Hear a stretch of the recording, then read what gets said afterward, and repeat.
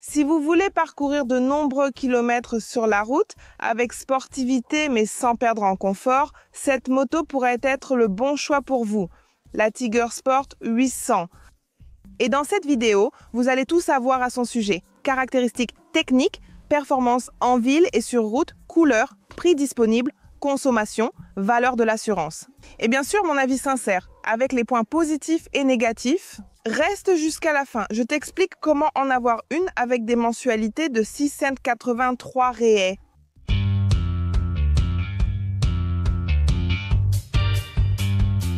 Si tu es nouveau ici, je suis Amanda Pagliari. Et voici la chaîne moto la plus charmante du Brésil qui propose aussi les vidéos les plus complètes sur deux roues. Alors, mets un like tout de suite et abonne-toi à la chaîne avec la cloche activée pour ne rater aucune vidéo. La famille Tiger Sport s'est agrandie et la 800 est arrivée pour cette personne qui veut une moto. Pour faire de la moto et du tourisme, mais qui ne veut pas renoncer à un moteur sportif et excitant. Lancée à l'étranger en 2024, elle n'est arrivée chez nous que plus tard. Dans notre pays en 2025 pour s'ajouter à la 660 déjà présente dans la famille Tiger Sport. Et en parlant de cette catégorie, de cette famille Tiger Sport, il ne faut pas la confondre avec une moto tout-terrain comme la Tiger traditionnelle de Triumph. C'est une moto de la catégorie crossover ou sport touring, une moto conçue pour rouler sur l'asphalte, 100% asphalte, contrairement à la Tiger qui est une moto big trail, c'est-à-dire c'est une moto avec un cœur sportif mais avec un design et une structure plus confortables. Nous avons des carénages volumineux, elles rappellent même un peu les sportives, n'est-ce pas? Avec ce carénage latéral ici, très joli. Cependant, c'est une moto compacte. Quand vous regardez ici, alors nous avons ces carénages en plastique qui, à mon avis, sont très jolis. Et c'est déjà l'identité de la famille Tiger Sport. Ici en bas, contrairement à la 660, nous avons un spoiler qui donne une finition raffinée, cachant ainsi la sortie de l'échappement. Ici, à l'arrière de la moto, nous avons déjà l'emplacement d'origine pour que vous puissiez installer les valises latérales, d'accord? Et c'est aussi différent de la 660, dont l'échappement est caché en dessous. Ici, nous avons l'échappement qui ressort du côté droit. Un échappement compact, soit dit en passant. J'ai bien aimé. Sur la partie avant du bouclier, on trouve cette prise d'air intéressante. Et une chose que j'ai beaucoup aimé, ce sont ces déflecteurs latéraux ici, très jolis, en complément de la bulle qui est réglable, tout comme sur la Sport, n'est-ce pas, la 660. Et vous pouvez choisir le meilleur niveau de réglage pour vous. Donc ce n'est pas seulement le niveau minimum ou maximum, n'est-ce pas? Vous pouvez, Il y en a 1, 2, 3, 4, 5, 6, 7. Il y a environ 7 niveaux de réglage à peu près. Alors, vous pouvez choisir ce qui vous convient le mieux. Ici aussi, il y a ce trou, n'est-ce pas, pour laisser passer l'air et améliorer l'aérodynamisme. Un autre atout du design est sa finition haut de gamme. L'ajustement des pièces est très soigné. Et où que vous regardiez, vous voyez l'emblème de Triumph ou le nom Triumph, n'est-ce pas, même sur les petites vis. Cela montre la qualité. Un soin particulier de la part du constructeur anglais. Et ici, nous avons la lumière de position diurne.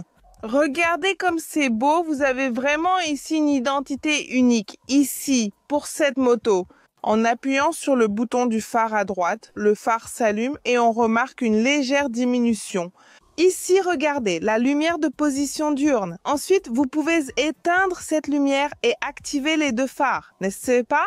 Ce qui fait le phare de route et aussi le feu de passage. J'aime beaucoup le détail des carénages. Vous voyez que Triumph a fait un travail pour rendre la moto belle, compacte et aussi aérodynamique. Ici, on a des lignes et des découpes agressives. Ce réservoir ici est vraiment beau. Il a une peinture qui brille, n'est-ce pas, nacrée. Quand le soleil se reflète ici, cela crée un charme particulier, surtout avec cette couleur très remarquable.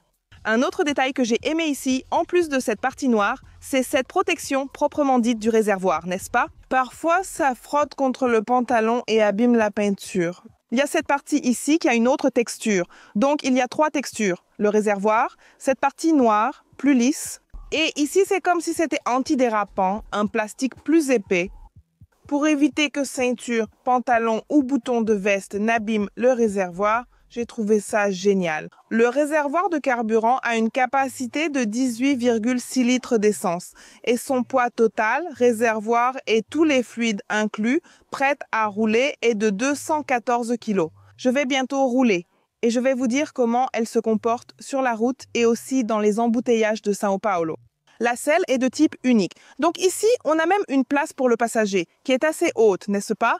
Comme vous pouvez le voir, cela offre un bon soutien lombaire ici pour la pilote. Il y a écrit Tiger Sport. Ici, le dessin est directement sur la selle, c'est joli. Il y a aussi des rainures pour le passager. Il a une texture antidérapante. C'est un tissu d'une seule pièce ici pour la selle. La mousse est relativement confortable. Je la trouve un peu plus confortable que la 660. Je vais aussi tester et vous donner mon avis. Je vais monter ici pour qu'on puisse voir la hauteur. Regardez. Du siège au sol, il y a 83,5 cm. Je mesure 1,77 m. Je peux poser les deux pieds au sol sans aucune difficulté. Il est important de mentionner dès maintenant la partie des accessoires. Triumph propose une selle plus basse. Si tu es petit E, tu as encore cette option si la selle d'origine n'est pas assez basse. En ce qui concerne la position de conduite, j'ai aimé. L'avant est fixe, donc quand tu tournes le guidon ici, tu tournes le guidon, mais l'avant reste fixe. J'ai aimé car le guidon est plus proche, je n'ai donc pas à me pencher autant. Si jamais tu veux augmenter un peu la hauteur, il y a un rehausseur, tu vois, que tu peux installer pour adapter la moto à ta façon. J'ai aimé la position de pilotage ici, l'ajustement des jambes est bon. Et en parlant des jambes, elles ne restent pas dans un angle trop fermé. En fait, ça ne fatigue pas autant. Apparemment, de cette façon dont je suis, ça ne me fatigue pas. Je reste dans une position ici, très confortable, très facile à piloter. Bientôt sur la route, je vous donnerai mes impressions. Les repose-pieds sont rétractables, en aluminium, et ils n'ont pas de finition en caoutchouc, ni pour le passager, ni pour la pilote. Je vais venir ici sur la selle du passager, juste pour que vous puissiez voir. Regardez simplement. Les passagers vont être vraiment hauts ici sur cette moto. Et la position des jambes est un peu légèrement pliée ici, pas trop, n'est-ce pas? Oui, il faut essayer. Il m'a semblé que la selle du passager était plus confortable ici. La densité de la mousse, pas tellement. Je pense qu'il reste des fesses qui dépassent. Il manque de la place ici pour le passager. Je pense que la place du passager peut être un point négatif. Attendez, je vais bientôt énumérer les points positifs et négatifs de cette moto. Elle n'est pas livrée avec une béquille centrale ni d'autres accessoires non visibles sur la moto. Et elle est équipée d'un accélérateur électronique qui offre des réponses plus rapides au moteur. Et en parlant de moteur, ce n'est pas le même que celui de l'ancienne Tiger Witsense, non. Ce moteur-ci dérive de la 660, disons-le comme ça. C'est le même moteur, mais bien sûr avec une cylindrée plus grande, reprogrammée, mais la base reste la même. Ce sont 3 cylindres en ligne avec 798 cm3, refroidissement liquide qui développe 115 chevaux de puissance maximale et 8,5 kg force-mètre de couple à 8500 tours. Mais là, déjà, à partir de 7000, un peu plus de 8000, on commence vraiment à sentir le couple de cette moto.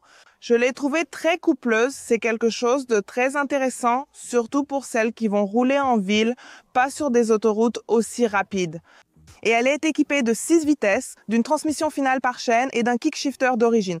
Franchement, c'est super. Vous n'avez pas besoin d'embrayer ici pour rétrograder ou passer les vitesses et vous pouvez désactiver cette fonction sur le tableau de bord. Mais si jamais vous voulez utiliser le levier ici, elle est équipée de la technologie d'embrayage assisté et à glissement, c'est-à-dire que l'assistance rend le levier plus doux à utiliser, ce qui réduit la fatigue. Quant à la technologie à glissement, elle empêche le blocage de la roue arrière lorsque vous rétrogradez brusquement, vous apportant ainsi plus de sécurité et de stabilité.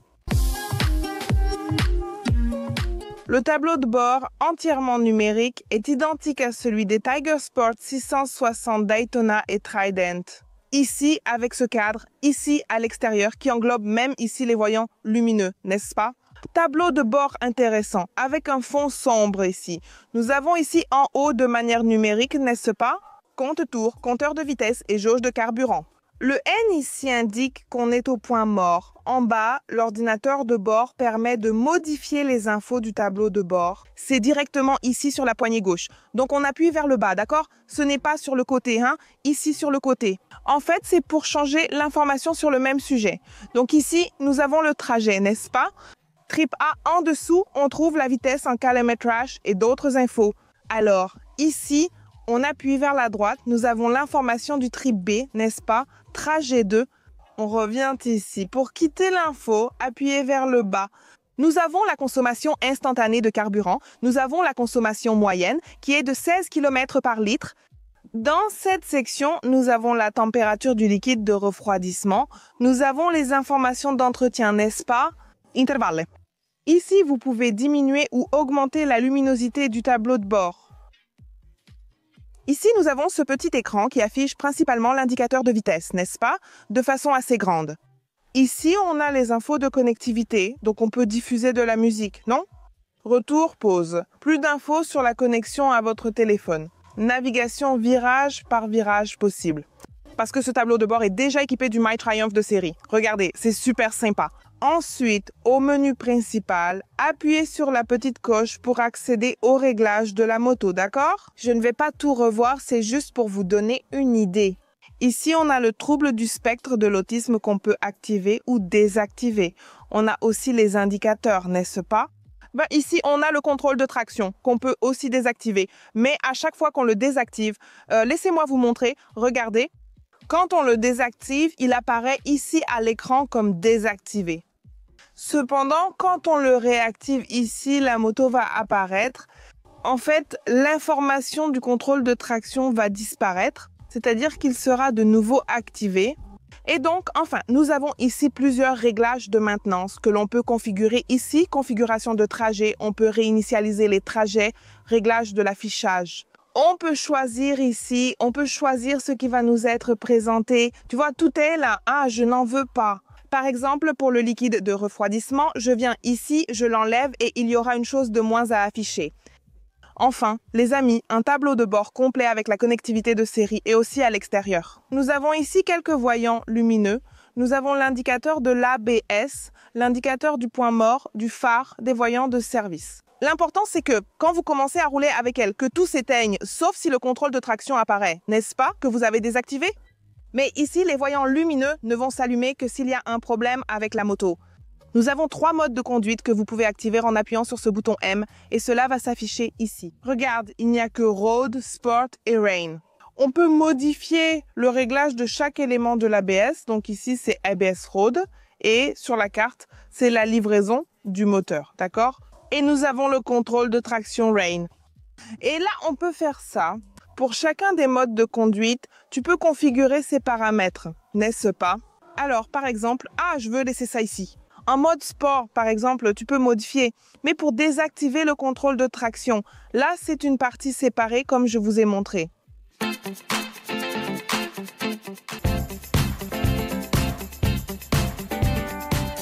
Ici, sur les boutons du côté gauche, nous avons les boutons pour naviguer dans le tableau de bord, y compris ici les modes de conduite qui vont de la gauche vers la droite et le klaxon. Ici, le régulateur de vitesse, le cruise control et là pour les feux de route, n'est-ce pas? Et aussi le feu de passage. Et ici, du côté droit, nous avons le bouton pour couper le courant du moteur d'allumage et en bas, les feux de détresse. Et la seule poignée qui est réglable, c'est la poignée de frein. Ici, le bouton pour la lumière de position diurne. Là, celui pour les feux de route et le clignotant d'appel de phare. Lorsque ce bouton est activé, les feux de route servent uniquement de clignotant d'appel de phare. Quand vous éteignez ici, ça fonctionne. Les clignotants sont très minimalistes, très jolis, également à LED, tout comme le feu arrière. Pour la suspension, nous avons une fourche télescopique Showa inversée avec un diamètre costaud de 41 mm et 150 mm de débattement. Un truc sympa ici, différent de la 660, c'est qu'on a ici un réglage directement sur le ressort. Ce n'est pas électronique, donc tu peux régler ici la compression et le rebond. Et à l'arrière, monochoc de Showa avec 150 mm de débattement et un réglage de la précharge de manière très facile. Il suffit de tourner la molette ici vers la droite ou vers la gauche pour régler la compression du ressort. Les roues sont en alliage léger, jantes de 17 pouces sur les deux roues. Elles sont équipées de pneus Michelin Road 5 et d'une valve de gonflage en L, ce qui nous facilite beaucoup la vie au moment de gonfler les pneus. Au niveau des freins, nous avons des disques flottants doubles de 310 mm de diamètre et un étrier radial à 4 pistons. À l'arrière, nous avons un disque simple de 255 mm de diamètre. Les deux roues sont équipées d'un système de freinage anti-blocage ABS. Et ce qui est génial, c'est qu'il s'agit d'un ABS optimisé pour les virages, offrant plus de sécurité et de technologie. Elle est équipée d'une durite tressée en acier, connue sous le nom d'Aero Keep, qui, en pratique, empêche la durite de se dilater avec la température du liquide de frein. En pratique, cela offre plus de puissance de freinage puisqu'elle ne va pas se dilater comme une durite en caoutchouc classique. Je voulais vous parler de quelque chose d'intéressant. C'est que même si ici la gaine du frein, aussi bien à l'avant qu'à l'arrière, est bien présente. Triumph, non. En fait, c'est la marque espagnole Jota Juan. On peut voir le JJ gravé sur les deux étriers, n'est-ce pas? Cependant, un détail qui a attiré mon attention, c'est qu'ici, le maître cylindre porte l'inscription Nissin. Donc Triumph doit se décider, n'est-ce pas? Si c'est Nissan, Jota Juan ou les deux, non?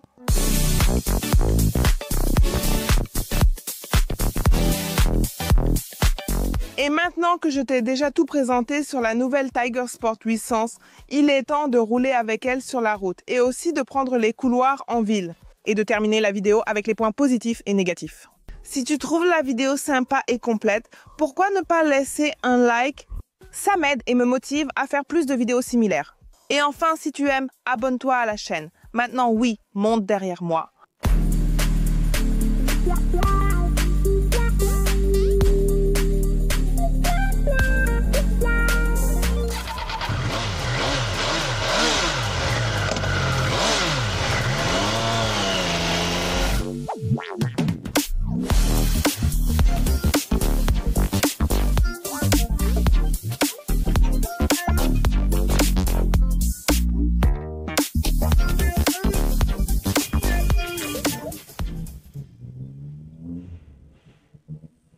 Comment la Tiger Sport 800 va-t-elle gérer ici dans le couloir? Dès le début, dans la circulation dense de São Paulo, avec cette moto qui a des dimensions compactes, est-ce que ce ne serait pas utile, n'est-ce pas? Laisse-moi un peu de place sur le côté. Donc, pour rouler ici dans la circulation plus dense, on a un peu de difficulté, il n'y a pas moyen d'y échapper. Et waouh, je sens un gros courant d'air chaud sur ma jambe, les gars. Vous n'imaginez même pas. Il fait chaud à São Paulo, d'accord, mais ce va-et-vient ici, dans la circulation de São Paulo, fait que le moteur chauffe beaucoup. Donc, je ressens surtout ça ici, sur ma jambe droite. Plus chaud. Oh, la maniabilité ici est vraiment agréable à piloter. La maniabilité est vraiment très agile et elle est recommandée pour ceux qui aiment voyager avec beaucoup de sportivité, pour ceux qui aiment le design, pour ceux qui aiment le moteur 3 cylindres, n'est-ce pas? Oh là là, ce bruit agréable, l'aiguille d'origine. Une moto qui m'a surpris. Je vais bientôt évoquer les avantages et inconvénients de rouler sur la route. Quick Shifter, ça marche bien. Pour rétrograder, j'ai trouvé ça plus agréable. Pour descendre les vitesses, c'est beaucoup plus fluide. La boîte est parfaite. Pour monter les vitesses, j'ai trouvé ça un peu dur. Mais ça fonctionne comme ça, d'accord? C'est la suspension. Allons-y, la suspension. Elle a un réglage plutôt ferme. D'accord, alors, évite les nids de poule. Parce qu'elle a un caractère sportif et elle n'est pas faite pour affronter les trous et tout ça. Ouais, pas. Freine, très bien. Je dois vous parler de ces freins ici de la Jota Juan. Ils sont vraiment bons, tu sais. J'ai beaucoup aimé. Freine avant approuvé. En ville, elle s'en sort très bien parce qu'elle est agile, très facile à conduire, légère. Elle rappelle beaucoup la 660 en termes d'agilité de pilotage. Oh là là, ça chauffe bien ici, hein? Oh là là, en ville, elle chauffe, il n'y a pas moyen d'y échapper. Bon, maintenant, assez roulé en ville, allons prendre la route avec elle. Et la grosse chaleur de la bulle commence déjà.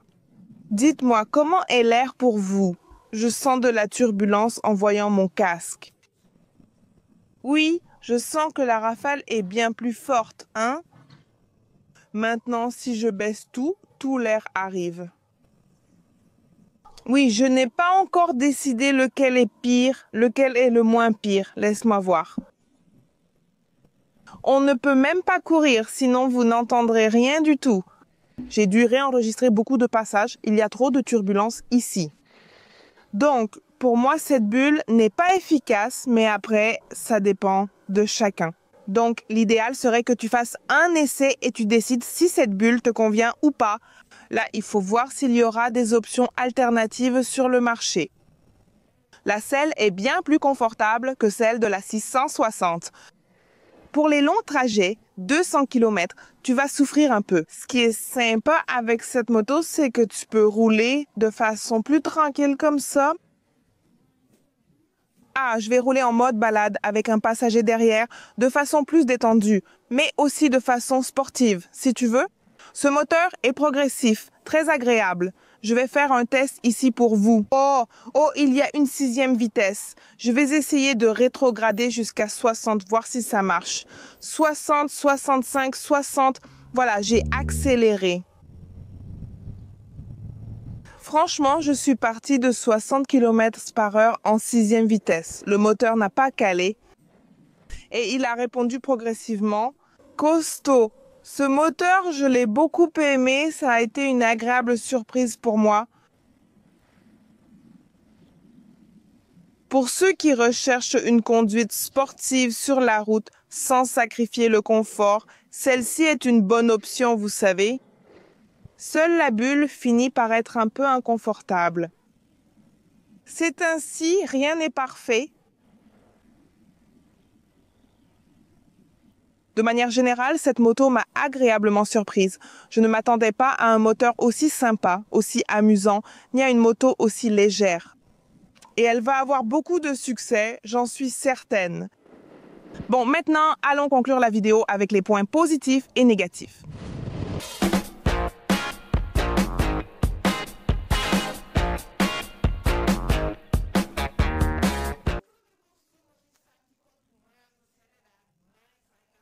Il n'y a pas à dire en mode sport, sur la route en accélérant à fond. Vraiment. Avec un régime moteur élevé, elle consomme en moyenne 17 km par litre. Alors, en roulant en ville ou sur la route, disons que j'ai conduit plus doucement, elle a eu une consommation moyenne de 19 km par litre. Certaines personnes dépassent même les 20 d'après des témoignages. En fais-tu partie? Écris-le en commentaire. Juste pour comparer, je vais considérer ici une consommation moyenne de 18-19 litres. C'est génial, avec le réservoir de 18,6 litres, l'autonomie atteint environ 300 km.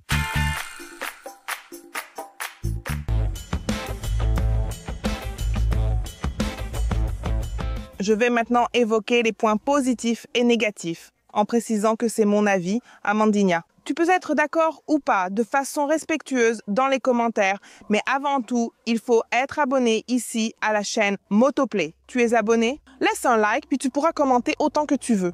Commençons par les points positifs. Le design.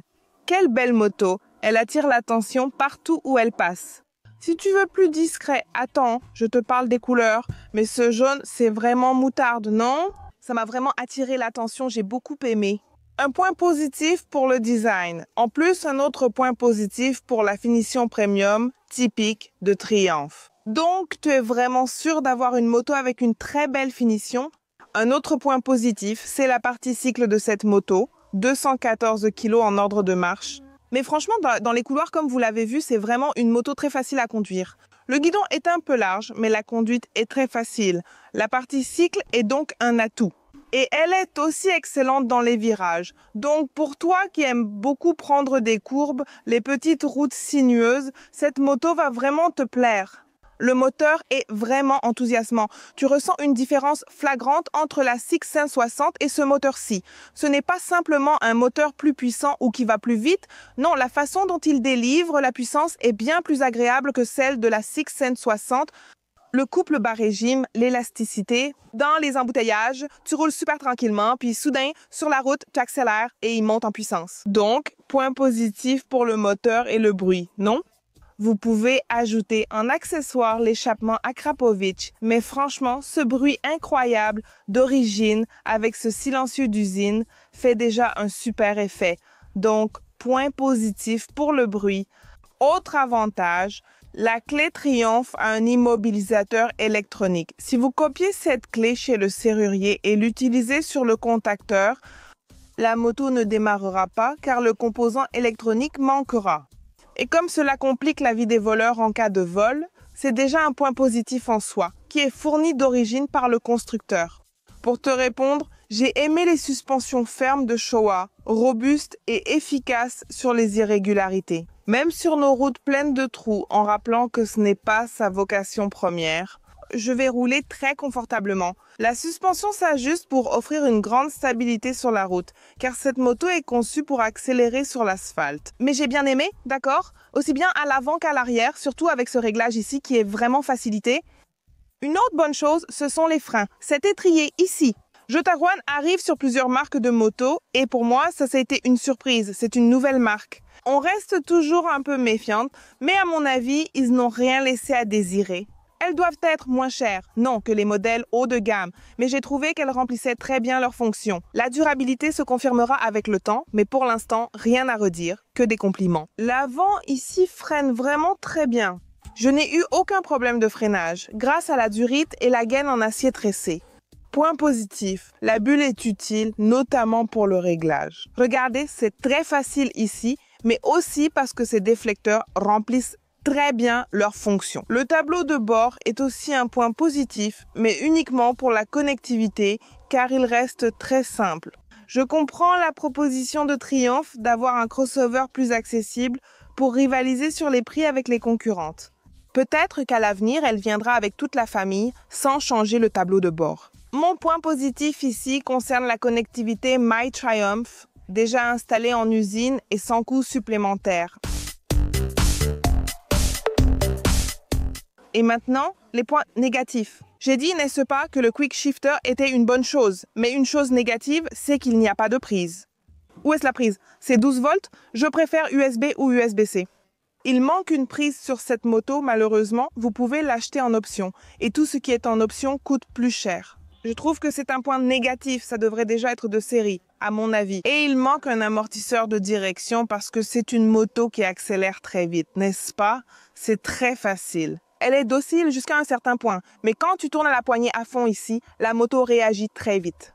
Et l'avant est un peu léger. Elle veut se cabrer. Alors, un amortisseur de direction ici apporte beaucoup plus de sécurité, surtout pour ceux qui veulent rouler au-dessus des limites de vitesse, n'est-ce pas? Et autre chose que je n'ai pas trop aimé, c'est la selle. D'accord, ce n'est pas une planche à repasser. Ce n'est pas la selle la plus dure que j'ai jamais utilisée. Mais comme elle a ce côté plus touring pour voyager, eh bien, au début, j'ai ressenti un peu de confort, mais au-dessus de 100 km, j'ai commencé à ressentir un peu d'inconfort. Je pense donc que c'est un inconvénient pour ceux qui veulent te parcourir de longues distances. La personne finit alors par aller se coucher. Avec cette moto, on peut souffrir un peu, je la changerai. Il existe aussi une selle en accessoire pour plus de confort aux passagers. Je voudrais essayer pour voir si cette selle est plus confortable, mais elle reste dure. Point négatif, le contrôle de traction est trop intrusif. J'ai déjà vu ça sur d'autres motos de Triumph, comme je pense la Trident, dont il y a une vidéo ici sur la chaîne. Et sur le Dodan là-bas, tu as déjà remarqué, le contrôle de traction s'active. Tu le vois déjà sur le tableau de bord, les 1200 aussi, Tiger. Je pense que Triumph doit encore améliorer cette technologie car elle perd de la puissance. Donc, même sur la route, quand tu accélères à fond, le contrôle de traction s'active et quand il s'active, tu perds un peu de puissance. Ça finit par gêner un peu. Si tu roules tranquillement, tu ne vas rien sentir. Seulement si tu roules à l'extrême ou si tu sautes des dodanes, là, tu vas le sentir. Un autre point négatif, c'est qu'en ville, ça chauffe un peu les jambes. Donc, si tu habites dans des régions chaudes, prends ça en considération. Avant d'acheter cette moto, il est important que tu fasses un essai dans une concession Triumph pour être vraiment sûr que cette moto te convient. Je dis toujours qu'il y a des motos qui chauffent plus, d'autres moins. Ce n'est pas insupportable, ce n'est pas « mon Dieu, qu'est-ce que c'est chaud », mais oui, ça chauffe et ça peut causer un certain inconfort. Je l'ai ressenti en hiver, alors imagine en été, là tu pourrais ressentir un peu d'inconfort. Et le dernier point négatif, plus ou moins important, c'est la question de l'entretien. Il y a les révisions longues. Triumph travaille à proposer des révisions moins chères pour le public. Cependant, n'oubliez pas que c'est une moto haut de gamme. Les pièces se trouvent probablement uniquement chez le concessionnaire. Il est difficile de trouver des pièces alternatives sur le marché et tout ça. Donc, c'est une révision plus haut de gamme, étant donné qu'il s'agit d'une moto supérieure. Donc, l'entretien va suivre, il n'y a pas le choix. Et elle est disponible en 2 couleurs avec un prix public conseillé à partir de 69 190 RAE.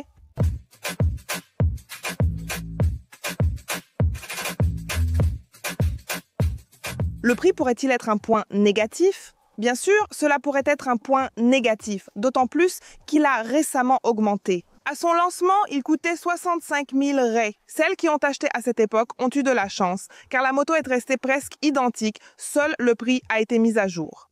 Mais tout est cher au Brésil, malheureusement. Mais écris ici en bas si tu as d'autres points positifs, d'autres points négatifs sur la Tiger Sport 800 et ce que tu penses du prix.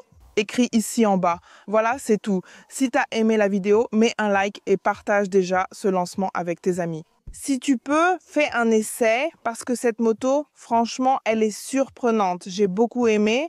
Je te rappelle qu'il y a une vidéo d'évaluation très complète avec sa petite sœur, la Tiger Sport 660. Je vais laisser le lien dans la fiche et aussi dans la description. Ici en haut, je vais te laisser une vidéo très sympa et ici en bas, une autre dont je suis sûre que tu vas aimer. Abonne-toi à la chaîne si tu n'es pas encore abonné. Active la cloche pour recevoir toutes les notifications. Et si tu veux devenir membre et contribuer encore plus à mon travail, participer à des tirages au sort mensuels, avoir un accès exclusif à des contenus exclusifs, au calendrier d'Amandina, à des photos, des vidéos et bien plus encore. Deviens membre de la chaîne, je vais laisser le lien ici dans la description. Voilà, à la prochaine, un bisou motard.